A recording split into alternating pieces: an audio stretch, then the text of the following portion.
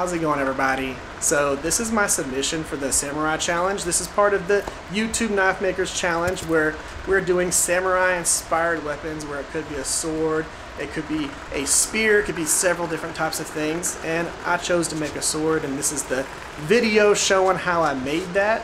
Now remember, there's voting as part of this whole entire challenge, so we have voting links in the descriptions for all the videos for the participants, plus in our description we've got all the other channels that are involved in this process, and we got sponsors and things like that, so go check out the descriptions and the videos. Plus make sure you stay tuned for the outro, because that's whenever I break down and get into the nitty-gritty of this build, where I explain some of my design choices and material choices. So make sure you stay tuned for that and enjoy the video.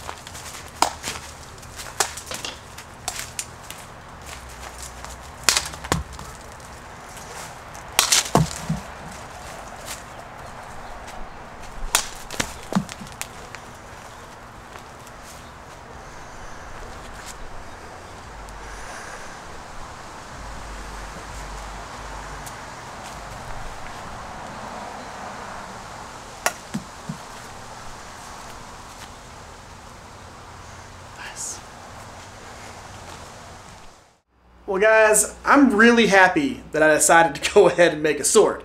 Now the reason why I say that is because when I initially started this challenge, I was going to forge a katana, and then I realized a lot of people were going to be making katanas. So I was like, okay, I'm not going to make a sword, I'm going to make something else. And I designed a few other things, started those projects, and then decided, nope, I'm going to make a sword. I'm just not going to do a katana. I'm going to do something that's unique. I'm going to do something that just screams me. So that is why I made this. Now, a lot of people made really beautiful katanas. I would love to own like any of them. They did a fantastic job, but I wanted to give y'all my flair to this particular challenge, which is why I did this. So this profile was based on a Quaken. So a smaller knife that has a nice curve to it, all the way from the tang through the tip.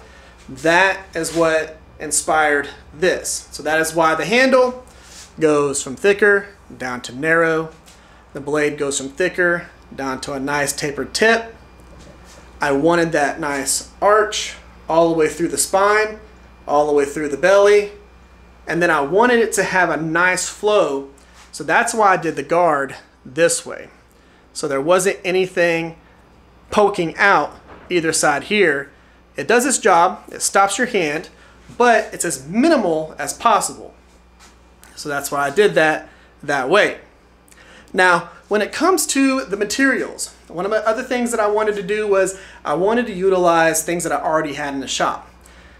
Part of the reason behind that process was because I did this in the last like 14 days of the challenge, and I started it a day and a half after that hatchet right there went through my ankle. So yeah, I was hobbling along on like 1 foot the entire time I'm forging this with like fresh stitches and all that stuff, and I just decided, you know what, I'm gonna push myself through it, we're gonna make it happen. So I made all of this limping around my shop. Now when it comes to things, like I said, where I wanted to utilize all the materials that I already had in the shop, the blade is Willie's Jeep Leaf Spring. I've made a few swords out of this, absolutely love it. One of my favorite wakazashis that I've done was the same steel. I've used that to cut through branches, all kinds of stuff. It holds its edge amazingly, so I chose that steel for this. Plus the guard here, if you want to call it kind of like a Hibaki Suba integral piece. This is out of a piece of angle iron like you saw in the video. I'm super stoked that I was able to get a piece of angle iron to actually look that clean and fit that well around this blade. I mean, that is a freaking piece of angle iron right there. That is crazy. And I'm really happy with that and how it turned out. And then of course, the handle material is wheelbarrow handle material. I've used it on a few different builds. It's nice because it doesn't expand and contract like a lot of different woods do over time and things like that. This works out real well and it lasts a long time. So wheelbarrow handle. And then we of course did our wrap. Really like how that looks. Again, super sleek, nice and thin, feels comfortable in the hand. One of my biggest pet peeves about some katanas is how bulky people make the handles. I don't want that big old handle. I want it to be nice, sleek, feel good in the hand, swing, be real ergonomic. So that's why I went this way with the handle, with everything that it has going on for it. And if you saw in the video, I added a length of material, a length of steel. Part of that was because of where the balance was and where I wanted the balance to be when it was all said and done, which of course is right there. It's not super forward heavy. It's nice and balanced in the center here. Try to do that with the katana. So whenever you're coming through here, pull back. It's nice, the momentum's awesome, it's super fast, feels really good in the hand, it's very comfortable, doesn't feel like it's gonna pull out of your hand. Whenever you pull back, you command it. And that's what I wanted to do with the weight, the balance, the profile. Everything was meant to be something that I really liked. Same thing with the forged texture. I wanted that forged texture in there because I think that makes a beautiful transition line between the bevels and the flats. I think that looks really cool, and I wanted to do that because, again, I wanted it to be my style, my design, and have everything that just screams something that I would love to have, use, and abuse. So that's how we came up with the design. That's the materials. Now, one of the things that I do want to mention is I typically do educational videos where most of it is me explaining the processes that I'm doing in it. So if you're interested in videos like that, go check out the rest of my channel. I've got like over 500 videos. Almost all of them are educational videos teaching you how to do this craft. If you want to go check those out, do that. Guys, make sure you vote for the build that you think was the coolest. I think mine's really cool, so you could vote for mine. But I'm gonna leave links for all the other channels in the description, as well as the voting link and links to the different, vendors and sponsors that helped with this particular challenge. Make sure you go check out those links as well. Now, that's pretty much the end of this video. So make sure you give it a like, make sure you subscribe. All right, y'all have an amazing day. Y'all stay safe out there. I'll catch y'all on the next one. See y'all.